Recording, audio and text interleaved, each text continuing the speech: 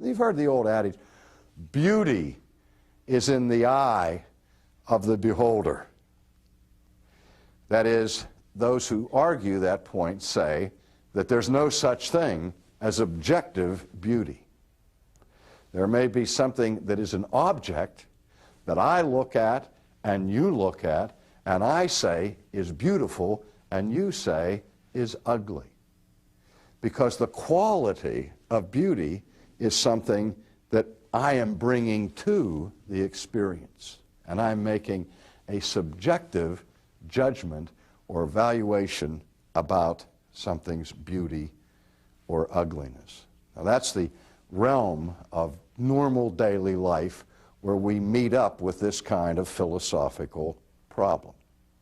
Now, following John Locke's work as a pioneer here, there came a very strange philosopher, strange in the sense of the ideas that he represented, who was very much concerned about the growing view of people in the 17th and 18th century towards materialism and consequently toward atheism. And the man I'm talking about was a man who was a bishop of the Anglican Church. And his name was George Berkeley, is how it's pronounced. Oh, I never spell it right. But if you look at it, you think it reads Berkeley, because it's spelled like the university campus that we have in California that we pronounce Berkeley. But the pronunciation of his name is Berkeley. And he was born in 1685, and he died in 1753. So his work really takes us into the middle of the 18th century. There are those, for example, who believe that Bishop Berkeley's philosophy had a profound influence on America's greatest philosopher, who, of course, was Jonathan Edwards. But in any case, Berkeley's concern, remember we said, if we're going to understand a philosopher, we have to ask, what problem is he trying to solve? What concern is he wrestling with?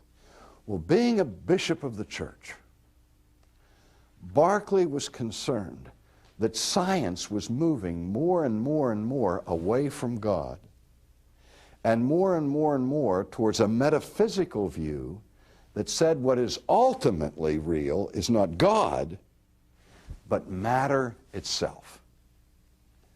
And that the universe is nothing more and nothing less than some experience of material things. And this became the bridge in Berkeley's day for the whole kind of revival of atheism. And the atheists said, we don't need to postulate some supernatural spiritual being to explain the universe and to explain our significance. The only thing that is real is matter. There is no spirit. And if there is no spirit realm, then there is no room for God.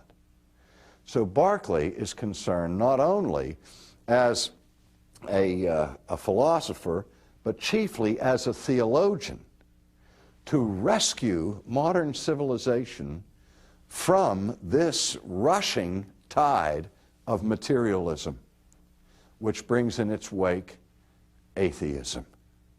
And he wants to see a scientific paradigm or model that has a real place for God.